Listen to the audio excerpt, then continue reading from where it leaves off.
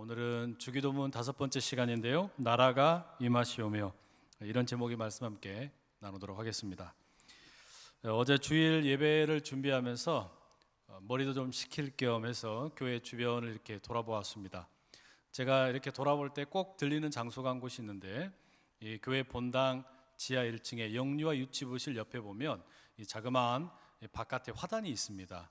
본래 이곳이 사실상 좀 버려져 있었는데 한 성도님께서 가꾸어 보겠다 이렇게 말씀을 하시고 정성껏 가꾸어 주셔서 이제는 제법 꽃들도 좀 피고요, 나무들도 자리를 잡았습니다. 어제 그곳에 가보았더니 참 오랜만에 봉숭아 꽃이 있었습니다. 너무 반가워가지고 봉숭아 꽃잎 하나를 따가지고요, 이렇게 짓지은 다음에 제 왼손 검지손가락에 물을 들였어요. 보이시는지 모르겠는데 상당히 잘 들었습니다. 어제 하루 종일 제가 붙이고 다녔거든요. 제가 이래봬도 상당히 섬세한 남자입니다. 이렇게 봉숭아 물 드리는 거, 요즘 우리 어린 아이들은 그걸 아는지 모르겠습니다.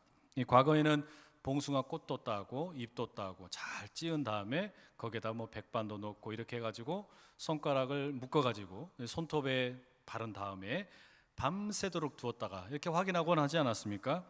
그런데 요즘에는 지금 방법은 이제 뭐 모든 것이 다이소 뭐 이런 매장 있지 않습니까? 거기에 가면 봉숭아 물들이기 세트 뭐 이런 게 있답니다. 참 편리해졌죠? 그런데 이 물을 들인다, 이 봉숭아 잎으로 꽃으로 손톱에 물을 들인다, 이게 오늘 설교 주제와 꽤나 잘 어울린다라는 생각이 들었습니다. 예수님께서 제자들에게 기도를 가르쳐 주시는데 우리의 기도를 들으시는 분이 누구냐? 하늘에 계신 우리 아버지이시다. 그리고 그 아버지에게 구하는 첫 번째 기도는 아버지의 이름이 거룩하게 되는 간구였습니다. 그리고 오늘 우리가 다루려고 하는 것이 이 두 번째 간구인데 그 내용이 뭡니까? 나라에 대한 것입니다. 나라가 임하옵소서. 나라에 대해서 간구하고 계십니다. 이 나라가 임하기를 간구하는 것이 손가락에 물들이는 것, 이 봉숭아 물을 드리는 것과 어떤 관련이 있는 것일까요? 이 질문에 대해 답을 하며 설교 말씀을 나누도록 하겠습니다. 우선 여러분, 예수님께서 두 번째로 간구하시는 나라가 임하시오며 할 때 이 나라는 뭐 한국이나 미국이나 일본과 같은 이런 나라를 가리키는 것은 아닙니다. 나라가 임하시오며 한다고 해서 한국이 임하고 미국이 임하고 뭐 이런 걸 의미하는 건 아니겠죠. 이 나라는 하나님 나라를 가리키는 겁니다. 다만 이 마태복음에서는 하나님 나라 대신에 하늘 나라 혹은 천국이라고 표현하고 있습니다. 왜냐하면 지난 시간에 우리가 살펴보았던 것처럼 하나님 나라 했을 때 이 하나님이라는 이름을 망령되게 일컬을까 봐 걱정이 되어서 하나님을 하늘로 바꾼 것이죠. 그래서 하늘나라, 천국, 하나님 나라 모두가 다 동일한 의미입니다. 이 모든 단어들의 표현의 그 의미의 본뜻은 하나님 나라가 됐든 하늘나라가 됐든 천국이 되었든 죽은 다음에 가는 천당을 말하는 게 아니고, 이 하나님 나라의 본뜻은 하나님의 통치, 하나님의 다스리심을 의미합니다. 그러니 예수님께서 지금 두 번째로 간구하시는 아버지 나라가 임하소서라는 이 간구는 하나님의 통치가 실현되기를, 하나님의 다스리심이 이루어지기를 간구하는 겁니다. 하나님이 정말로 이 세상을 다스리시기를, 이걸 지금 구하는 기도라는 말이죠. 여러분, 이 하나님의 나라라는 것이 성경에서 참 중요한 주제입니다. 어떤 분들은 성경 전체의 주제가 하나님 나라라고까지 말하는 분도 있습니다. 이 마태복음도 마찬가지입니다. 예수님께서 이 마태복음 4장 17절에 보면 처음으로 설교를 하시는데 그 주제가 뭐냐면 하나님 나라입니다. 때가 찼고 하나님 나라가 가까이 왔으니 회개하라, 이런 말씀이 나온단 말이죠. 천국이 가까이 왔으니 회개하라. 예수님의 첫 번째 설교의 주제가 하나님 나라입니다. 뿐만 아니라 마태복음 6장 33절에서 예수님 이런 말씀도 하십니다. 그런즉 너희는 먼저 그의 나라와 그의 의를 구하라. 그리하면 이 모든 것을 너희에게 더하시리라. 하나님의 나라와 하나님의 의를 간구하는 것이 다른 어떤 것보다 더 우선되는 것이다 라고 말씀하시는 거죠. 그만큼 중요하다는 이야기입니다. 왜 예수님께서는 하나님 나라가 임하기를 간구하시고 또 이 하나님의 나라가 임하는 것을 구하는 것이 다른 어떤 것보다 더 중요하다라고 가르치시는 걸까요? 여러분, 그 이유는 지금 우리가 살고 있는 이 세상이 아직 완전한 하나님 나라가 되지 못했기 때문입니다. 하나님께서 다스리시는 나라가 온전히 이루어지지 못했기 때문입니다. 사실 여러분, 이 땅에 살고 있는 수많은 사람들이 에덴 동산 이후에 첫사람 아담의 후손으로 살아가고 있는데 예수 그리스도를 만나지 못해서 여전히 그 첫사람 아담처럼 뱀의 꾀임에 넘어가 살아가고 있습니다. 이를테면 사탄의 나라 가운데 살고 있는 겁니다. 사탄의 임재 가운데 살고 있는 겁니다. 사탄의 다스림 가운데 살고 있다라는 말입니다. 이 사탄의 거짓말이 에덴 동산의 때였든지 지금이나 다 동일하게 거짓말을 합니다. 너도 하나님이 될 수 있어. 너도 하나님처럼 될 거야. 이런 속삭임과 유혹 앞에서 넘어지는 사람들이 참 많은 것이 사실입니다. 여러분, 이게 사탄의 나라입니다. 그렇기 때문에 지금 여러분, 우리가 살고 있는 이 세상은 전쟁 중입니다. 하나님의 나라와 사탄의 나라가 전쟁을 하고 있는 중입니다. 하나님의 영향력이 강해지기를 원하는 하나님의 나라의 세력과 사탄의 영향력이 여전히 계속해서 남아있기를 원하는 세력이 싸우고 있다라는 말입니다. 여러분, 이런 전투를 가리켜서 우리가 흔히 영적 전쟁이라고 부르지요. 그런데 이 영적 전쟁, 하나님 나라와 사탄의 나라 사이의 이 다툼, 이 싸움을 오해하는 분들이 종종 있습니다. 어떤 분들은 이 영적 전쟁을 다른 종교와의 전쟁으로 생각합니다. 그래서 타종교를 대단히 배타적으로 여기는 것이죠.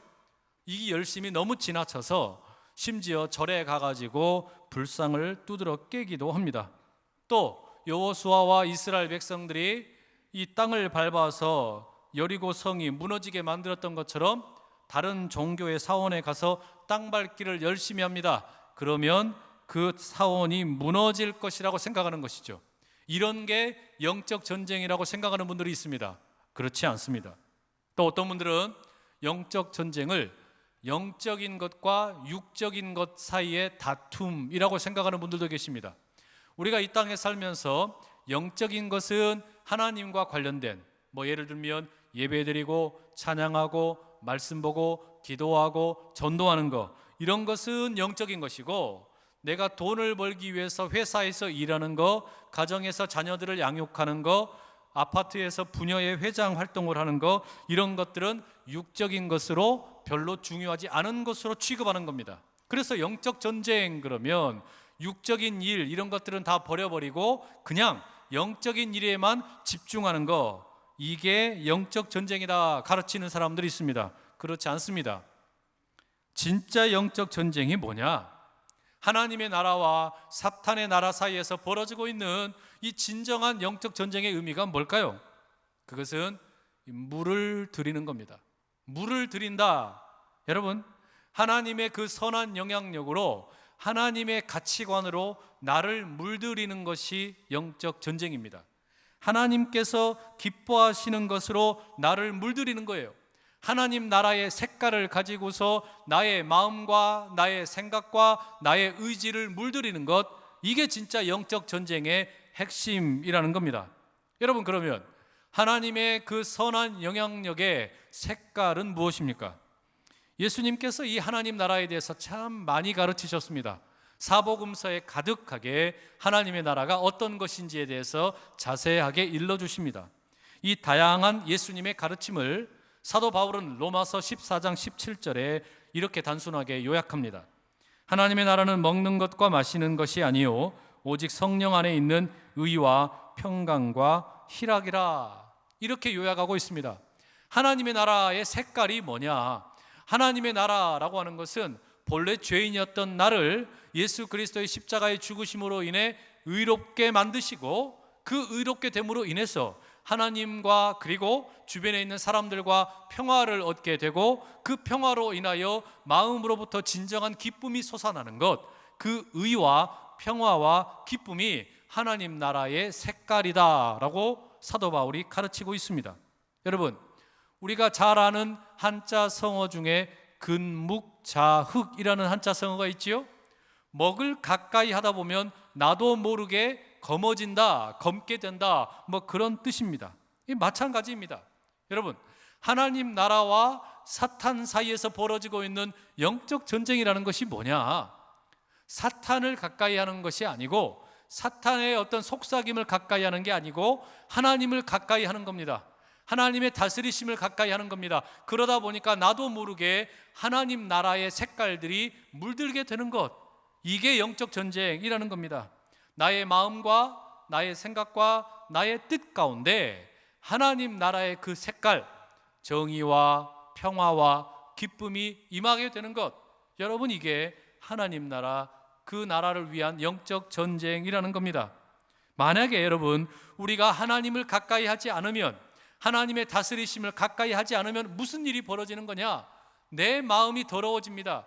내 생각이 지저분해집니다. 내 의지가 형편없어집니다. 왜냐? 사탄이 그 자리를 비집고 들어와서 나와 가까이 하려고 하고 자신의 영향력을 우리 가운데 집어넣기 때문입니다. 그래서 정의 대신에 불의가 자리하게 되고, 기쁨 대신에 평화 대신에 다툼이 자리하게 되고, 기쁨 대신에 우울함이 자리하게 된다라는 말입니다. 그래서 여러분, 예수님께서는 바로 그런 우리들의 연약함을 아시기 때문에 이 기도를 가르치시는 거예요. 하늘에 계신 우리 아버지, 아버지의 이름이 거룩하게 여김 받으십시오. 그리고 아버지의 나라가 임하시옵소서. 이 기도를 하라는 겁니다. 아버지의 나라가 임하시옵소서. 어디에 임하라는 이야기입니까? 아버지의 나라가 내 마음과 내 생각과 내 의지 가운데 임하게 해달라는 겁니다. 바로 그 내 마음의 자리에, 내 생각의 자리에, 내 의지의 자리 가운데 하나님 나라의 그 영롱한 빛깔, 그 정의와 평화와 기쁨의 빛깔이 나를 뒤덮게 해달라는 거예요. 여러분, 이게 지금 주님께서 가르치시는 기도입니다. 여러분, 바로 그 마음을 담아서 우리가 종종 찬양합니다. 예전에 이 부흥회 같은 거 할 때는 이런 찬양 참 많이 했어요.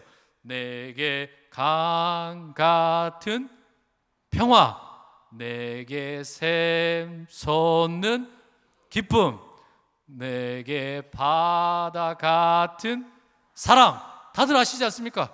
여러분, 그 내게 강 같은 평화, 내게 샘 솟는 기쁨, 내게 바다 같은 사랑 넘치기를 원합니다. 넘치기를 원합니다. 우리가 간구했다는 말이죠. 그러니 여러분, 우리가 이 하나님 나라를 간구하는 이 기도가 우리 가운데 넘치기를 축복합니다.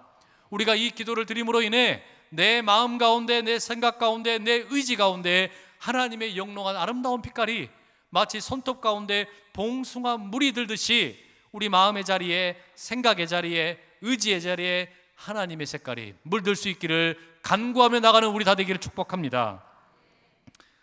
그런데 여러분, 이 영적인 전쟁, 또 하나님의 나라를 간구한다라는 것이 이것만으로는 충분하지 않습니다. 내 마음의 자리에, 생각의 자리에, 의지의 자리에 하나님의 빛깔이 물들기를 구하는 것만으로는 충분하지가 않습니다. 그렇다면 무엇이 더 필요하겠습니까? 제가 며칠 전에 우리 교회 성도님 가운데 정치를 하는 성도님과 식사를 할 기회가 있었습니다. 이분과 이런저런 이야기를 함께 나누었습니다. 이런 이야기를 주로 하시더라고요. 안산시의 이 상황이 염려가 된다. 나아가서는 대한민국의 앞날이 참 걱정이 된다. 경제가 이미 오래전에 저성장의 늪에 빠져들었고, 기업 활동을 하기에는 우리나라가 규제가 너무나 까다롭고, 최저임금 인상하는 문제로 인해서 이 노동자들과 기업가들 양쪽으로부터 함께 공격을 당하고 있고, 수많은 소상공인들이 문을 닫고 있고, 청년 취업은 거의 제로에 가깝고, 이런 악순환이 꼬리에 꼬리를 물고 계속되고 있는 것이 안타깝다라는 겁니다. 이 엉켜버린 실타래를 도대체 어디에서부터 풀어야 할지 답답하다, 이런 생각을 말씀하시더란 말이죠. 이분과 이 식사를 마치고 돌아오면서 가만히 생각해 보았습니다. 저는 경제 전문가도 아니고 정치인도 아니고 노동 전문가도 아닌데, 과연 우리 사회 가운데 이렇게 만연한 문제 어떻게 이해해야 할까? 가만히 고민을 했습니다. 이 문제를 저는 영적인 문제로 진단할 수밖에 없었습니다. 우리 눈에 겉으로 보기에는 분명 경제 문제이고 사회 문제이고 계층 갈등이고 세대 갈등이고 노사의 갈등처럼 보이지만 그 심층적인 차원에서 보자면 이것은 영적 전쟁이라는 말입니다. 이게 무슨 이야기일까요? 여러분, 하나님 나라와 사탄의 나라가 함께 싸우는 영적 전쟁 가운데 사탄이 공격을 할 때 개인을 공격합니다. 우리 한 사람 한 사람을 공격합니다. 우리의 마음이나 우리의 생각이나 우리의 의지의 자리에 하나님의 빛깔이 스며들지 못하도록, 물들지 못하도록 마구마구 공격합니다. 그러나 이 사탄이 더 정교하게 공격하는 자리가 있습니다. 그게 어디냐면 사람들이 함께 모여 살고 있는 이 사회의 시스템이라는 겁니다. 이 사회의 구조라는 겁니다. 왜냐하면 공중 권세를 잡은 이 사탄이, 이 마귀가 사회 시스템을 왜곡시키면 무슨 일이 벌어지냐면 사람은 착하지만 사람들이 모여 사는 사회가 왜곡이 되면서 사람들로 하여금 돈 때문에 끊임없이 싸우게 만들고 권력 투쟁을 할 수밖에 없게 만들고 아름다운 사랑보다는 왜곡된 사랑, 추잡스러운 욕망에 따라 물들게 만드는 것, 이게 사회 시스템을 왜곡시키는, 그래서 사람들을 망하게 만드는 사탄의 전략이라는 말입니다. 여러분, 우리가 흔히 이런 이야기 하지 않습니까? 사람들을 한 사람 한 사람 만나보면 나쁜 사람이 한 사람도 없어요. 다들 참 깨끗하고 열심히 살고 노력을 많이 합니다. 그런데 이상하게 이렇게 착한 사람들이 함께 모여 살아가고 있는 이 집단, 이 사회를 보면 이상하게 이기적이에요. 이상하게 문제가 많아요. 한 사람 한 사람은 깨끗한 것 같은데 사람들이 모여있는 가정에 들어가 보면 문제가 있고, 일터에 가보면 문제가 있고, 교회에 가보면 문제가 있고, 도시나 나라나 민족이나 이런 어떤 사회를 보게 되면 참 문제가 많습니다. 이게 라인홀드 니버라는 신학자가 도덕적 인간과 비도덕적 사회라는 책에서 꼬집고 있는 내용입니다. 여러분, 그렇기 때문에 우리에게 필요한 간구가 무엇입니까? 단지 이 하나님 나라의 빛깔이, 하나님의 그 영롱하고 아름다운 그 색깔이 나의 개인의 마음과 생각과 의지를 물들이는 것만으로는 부족하다는 이야기예요. 나는 깨끗해졌을지 모르지만, 나는 제대로 살아가고 있을지 모르지만 이 사회의 구조가 병들어 있는 모습이 개선되지 않으면 여전히 우리가 살고 있는 이 세상 가운데 영적인 전쟁에서 하나님의 나라는 날마다 패하고 사탄이 이길 수밖에 없다라는 말입니다. 그러니 여러분, 우리가 간구해야 될 것이 뭐겠습니까? 우리가 살고 있는 이 세상도, 이 세상의 모든 것들도 하나님께서 물들여 주십시오라고 간구해야 한다는 말이죠. 바로 그게 여러분, 나라가 임하옵소서라는 기도의 의미입니다. 단지 나 한 사람의 마음이나 생각과 의지의 자리만이 아니라 우리가 살고 있는 이 사회의 시스템의 자리에도 하나님의 그 아름다운 마음과 생각과 뜻을 물들여 달라는 간구라는 이야기입니다. 여러분, 가만히 보세요.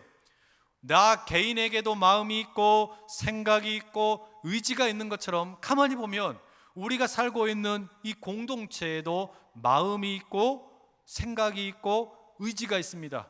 공동체마다 이게 다릅니다. 여러분, 지금 우리가 몸담고 있는 이 사회의 마음은 어떤 마음입니까?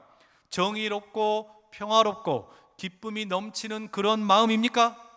또 우리가 살고 있는 이 사회는 이 지배적인 생각이 어떤 겁니까? 정의와 평화와 기쁨에 대해서 생각하는 사회입니까? 또 우리가 살고 있는 이 사회, 어떤 의지를 가지고 있습니까? 정의와 평화와 기쁨을 위해서 무언가 변화를 일으켜 보고자 하는 그런 의지가 보입니까? 아니라는 이야기예요. 아니더란 이야기예요.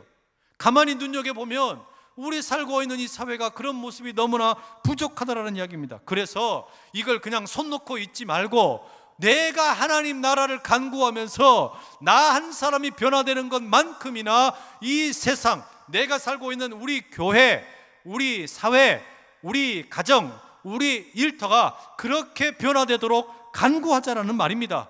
그 하나님 나라의 임재를 구하자는 이야기입니다. 하나님의 나라가 우리 한 사람 한 사람을 변화시킬 뿐만 아니라 우리가 모여 살고 있는 이 사회의 마음, 이 사회의 생각, 이 사회의 의지를 하나님의 영롱한 빛깔로 물들여 주셔서 이 사회가 건강하게 될 수 있게 해달라는 간구입니다. 사랑하는 성도 여러분, 하나님 나라의 임재를 간구하며 영적 전쟁 가운데 승리하실 수 있기를 축복합니다.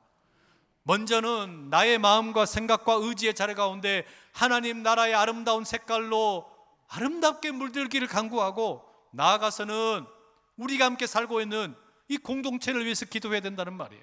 가정을 위해서, 교회를 위해서, 우리 일터를 위해서, 이 나라를 위해서 구조적인 문제들이 해결될 수 있도록 하나님 나라가 임하기를 간구하며 나가는 우리 모두가 다 될 수 있기를 간절히 축복합니다. 심리학에서 쓰는 전문 용어 가운데 거울 신경이라는 것이 있습니다. 영어로 미러 뉴런 이렇게 되어 있더라고요. 이게 뭐냐면, 쉽게 이야기하자면 여러분 이런 겁니다. 우리가 사람들을 많이 만나는데 때때로 어떤 사람을 만나면 이 상대방이 늘 짜증이 많은 사람이 있어요. 이렇게 짜증을 많이 내는 사람을 만나면 나도 모르게 어떻게 됩니까? 짜증이 나옵니다. 반대로 어떤 사람을 만나면 이 사람은 늘 그냥 웃고 있는 사람이 있습니다. 헬레벨레 헤벨레 이렇게 웃고 다니는 거예요. 그렇게 웃고 다니는 사람을 만나다 보면 나도 어떻게 됩니까? 덩달아서 웃음이 배어 나오게 됩니다. 여러분, 이게 그냥 일어나는 일이 아니고 이 뇌세포를 연구하다 보니까 거울 신경 세포라는 것이 우리 뇌에 있더라는 겁니다. 다른 어떤 대상을 보고 그 대상을 보면서 그것을 흉내내는 어떤 감정이 생기게 되고 마음의 상태가 생겨나더라라는 겁니다. 어쩌면 여러분, 이 거울 신경 세포 때문에 우리가 반려동물을 키우는지도 모릅니다. 강아지를 키우고 고양이를 키우는데, 여러분, 우리가 집에 들어갈 때 강아지가 꼬리가 떨어질 것처럼 막 흔들면서 인사를 하죠. 반갑다고 막 얼마나 막 달려들어서 혀로 막 핥고 난리가 나죠. 여러분, 그렇게 강아지가 반갑게 맞아주면 우리도 우울했던 마음이 별안간 환하게 밝아집니다. 또 여러분, 우리 고양이가 움직이는 거 보면 얼마나 정숙한지 몰라요. 조용하게 그냥 점잖게 정말 젠틀하게 막 움직인단 말이죠. 그런 그 고양이의 움직임을 보면 그 분주했던 우리 마음이 갑자기 편안해지는 겁니다. 여러분, 이게 바로 거울 신경 세포의 영향입니다. 다른 상대방을 보면서 내가 감정이, 내 마음이 영향을 받는 거예요. 이 거울 신경 세포를 생각해 보면 왜 예수님께서 우리를 가리켜서 너희가 세상에 비치고 소금이라고 말씀하셨는지, 또 사도 바울이 고린도 교회 성도들에게 여러분이 그리스도의 편지요, 여러분이 그리스도의 향기입니다 라고 말했는지 이해를 하게 됩니다. 무슨 이야기냐면, 여러분, 우리가 존재하는 이유는 세상을 위해서 존재하는 겁니다. 아직 주님을 모르는 사람들을 위해서 존재하는 겁니다. 그래서 우리가 세상에서 살아가는 동안에 우리를 보고, 우리의 표정을 보고, 우리의 마음을 보고, 우리의 손과 발을 보면서 다른 사람들이 자연스럽게 하나님 나라에 물들게 되는 것을 사명으로 생각해야 된다는 말이죠. 내 행동을 보고, 내 언어 생활을 보고, 나를 보면서 다른 사람들이 자연스럽게 하나님 나라의 가치에 물들게 만드는 것, 여러분, 이게 우리에게 허락된 사명이라는 겁니다. 그렇기 때문에 여러분, 우리 모두가 누구냐? 우리는 하나님 나라의 다리입니다. 우리는 다리가 되어서 다른 사람에게 하나님 나라의 가치가 무엇인지를 나누어주는 역할을 한다라는 말입니다. 요즘에 어떤 선교단체들은 스스로를 칭하기를 하나님 나라에 세우는 사람들, 킹덤 빌더 이렇게 말하는 분들이 계시더라고요. 그런데 엄밀한 의미에서 우리 그리스도인들은 하나님 나라를 세우는 힘이 없습니다. 우리에게는 하나님 나라를 직접 세울 만한 능력이 없어요. 다만 우리가 할 수 있는 것은 거울 신경세포의 역할, 그걸 따라서 우리가 행하는 모습을 보고 다른 사람들이 흉내낼 수 있도록 우리는 다리가 되어줄 뿐입니다. 때문에 킹덤 빌더는 될 수 없지만 브릿지 빌더는 될 수 있다라는 말입니다. 우리 한 사람 한 사람이 다리가 될 수는 있다라는 말입니다. 바로 그게 하나님 나라가 임하기를 구하는 우리의 삶이라는 이야기죠. 내 인생에 내 마음과 생각과 의지 가운데 하나님의 나라의 가치가 물들게 되고, 바로 그것을 보면서 내가 다리가 되어 다른 사람들에게 이 하나님 나라의 가치가 물들기를 구하는 바로 그런 아름다운 삶이 우리의 삶이 될 수 있기를 간절히 축복합니다. 이 설교를 준비하다가 데이빗 플러드라는 한 남성의 강연을 보게 되었습니다. 이분이 청소년들이 모여있는 자리에서 동기부여 이 강연을 하고 있었습니다. 이 자신은 이 백인이면서 금발머리를 하고 있는 그런 어떤 남성입니다. 그런데 아이들이 있는데 이 아이들은 자기를 닮지 않았답니다. 필리핀 출신의 엄마를 닮아가지고 머리가 검고 또 눈동자도 검은 그런 모습이라고 합니다. 자기의 자녀들이지만 생김새는 자신과 다르다라는 이야기를 합니다. 그러면서 저스틴이라는 아들에 대해서 조금 더 자세하게 소개를 합니다. 이 아들이 프로레슬링, 그 WWE, 이걸 참 좋아하고 친절하면서도 열정이 넘치고 다른 사람들을 돌보기를 좋아하는 그런 멋진 아들이라고 소개를 합니다. 그런데 이 아들이 남들과 다른 점이 하나 있답니다. 자폐증이 있다라고 소개를 하는 겁니다. 이 아들이 자폐증을 앓고 있지만 남들과 똑같은 학교에 다닙니다. 중학교에 다닐 때 학교를 갔다 오면 아빠가 묻습니다. 아들아, 오늘 학교 생활 어땠니? 오늘 점심은 어디에서 누구랑 먹었니? 응 아빠, 나는 혼자 먹었어. 점심 혼자 먹었어. 아들이 이렇게 이야기하는 경우가 너무너무 많았다라고 합니다. 이 이야기를 들려주면서 이 강연자가 청소년들에게 말합니다. 내 아들 저스틴은 우리 여러분들 10대 청소년 여러분들과 똑같습니다. 다를 것이 하나도 없습니다. 머리의 뇌세포는 조금 다를지 모르지만 이 마음은 똑같습니다. 내 아들의 마음은 여러분들과 하나도 다르지 않습니다. 그러면서 이 아이에게 있었던 일, 5년 전에 있었던 일을 들려줍니다. 이 아들이 5년 전에 아이스 스케이트 타는 법을 배우게 되었습니다. 8개월 정도 그 스케이트 타는 법을 배우고 난 후에 다른 비장애인 아이들과 함께 아이스하키 팀에서 뛰게 되었습니다. 이제 다른 팀들과 이렇게 시합을 하는 리그전을 하게 되는데, 그 리그의 마지막 경기가 있던 날, 이 아빠가 잊을 수 없는 일이 일어나게 되었습니다. 아들이 속한 팀이 8대3으로 경기를 뒤지고 있었고, 이제 시합이 겨우 한 3분밖에 남지를 않았습니다. 여러분이 아이스하키에서 사용하는 공을 우리가 퍽이라고 부릅니다. 이 검은색 퍽이라는 것이 있는데, 이 친구 중에 카일이라는 친구가 이 퍽을 아들 저스틴에게 패스를 해줬습니다. 그러자 저스틴이 앞으로 몰고 가다가 너무 힘도 없어서 그냥 부드럽게 살짝 슛을 했는데 처음으로 상대편 골문에 득점을 하게 된 겁니다. 아들이, 자폐증을 앓고 있는 아들이 아이스하키 경기를 하면서 득점을 하는 순간에 관중석에 앉아있던 이 아빠가 펑펑 운 거예요. 너무 감격스러워서, 우리 아들이 득점을 했다라는 사실이 너무나 감격스러워서 펑펑 울었습니다. 얼마나 감격스러웠는지 강연 가운데 이렇게 이야기하는 거예요. 내가 그때 그 흘린 눈물로 얼음을 다 녹여버릴 만큼 그렇게 감격스러웠다라고 이야기합니다. 경기가 끝난 다음에 이 아빠가 상대팀 벤치에 가서 감독을 찾아갑니다. 그리고 그 감독에게 고맙습니다 라고 이야기합니다. 이게 무슨 이야기일까요?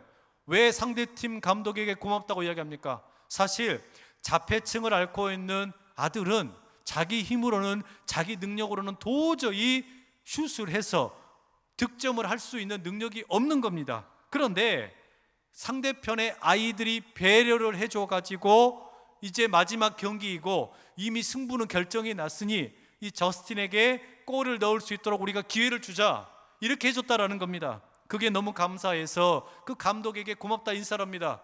그런데 상대팀 감독이 뭐라고 얘기한 줄 아세요? 나에게 감사할 필요 없습니다. 이 일은 저 아이들이 다 계획한 일입니다. 경기라는 아이들이 자기들끼리 모여서 저렇게 배려해 주자라고 계획을 했다라는 겁니다. 그러니 감사를 하고 싶다면 저 아이들에게 하십시오, 이렇게 얘기하는 겁니다. 여러분, 겨우 10살, 11살밖에 되지 않은 소년들이 자폐아 소년을 위해서, 자기 편이 아닙니다, 남의 편에 있는 자폐아 소년을 위해서 이렇게 배려하는 모습을 보고 이 아버지가 평생에 잊을 수 없는 감격을 받았다는 거예요. 그래서 그 강연의 자리에서 뭐라고 이야기하냐면, 그 상대편의 그 소년들은 자기들이 한 행동으로 인해서 자폐아를 둔 그 아버지의 마음이 얼마나 커다란 위로를 받았는지 그 아이들은 모를 거라고 이야기를 하더란 말이죠. 여러분, 이게 하나님 나라입니다. 이게 영적 전쟁입니다. 여러분, 하나님 나라라는 것이 어디 뜬구름 잡는 이야기가 아니에요. 영적 전쟁이라는 것이 가서 불상을 두드러 깨는 게 아니에요. 이렇게 살아가는 것이 하나님 나라라는 말입니다. 여러분, 내 마음에, 내 생각에, 내 의지 가운데 하나님이 기뻐하시는 그 가치, 그것이 물들게 되고, 뿐만 아니라 함께 모여있는 자리, 그 공동체의 자리, 그 공동체의 마음과 생각과 그 뜻, 그 의지가 그 하나님 나라의 가치관으로 물들면 이런 일들이 펼쳐진다는 말이죠. 여러분, 우리가 이런 일 함께 할 수 있겠습니까? 하나님 나라로 물들이는 일 함께 할 수 있겠습니까? 우리가 이것이 우리 능력으로는 불가능하기 때문에, 우리 힘으로는 이게 할 수 없는 일이기 때문에, 그래서 하늘에 계신 우리 아버지에게 간구하는 겁니다. 아버지, 우리에게 나라가 임하게 해주세요. 아버지의 나라가 임하게 해주세요. 내 마음과 내 생각과 내 뜻은 그대로 내버려두면 사탄에 의해서 오염되고 더러운 색깔밖에 없지만, 그러나 하나님께서 우리를 물들여 주시면 아름다운 색깔로 물들게 되고, 우리가 함께 그렇게 무장하게 되면 사탄의 나라를 이기고 남을 배려하고 서로 사랑하고 존중하며 아름다운 주님이 기뻐하시는 그 나라를 우리가 이룰 수 있게 될 줄로 믿습니다. 바로 그 마음 가지고 구하는 겁니다. 여러분, 이 마음 가지고 함께 힘있게 달려갈 수 있기를 간절히 축복합니다. 우리 시간 함께 같이 한번 기도하십시다. 하나님, 내 마음에, 내 생각에, 내 의지의 자리 가운데 하나님이 기뻐하시는 그 색깔이 물들게 해 주십시오.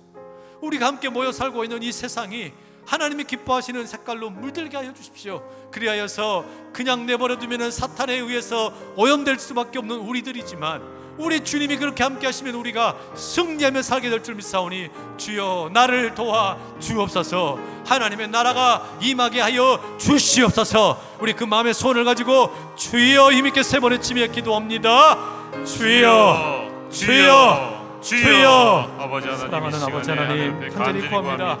간절히 구합니다. 아버지 하나님, 그냥 내버려두면 우리의 마음, 우리의 생각, 우리의 의지는 늘 아버지 오염될 수밖에 없습니다. 더러워질 수밖에 없습니다.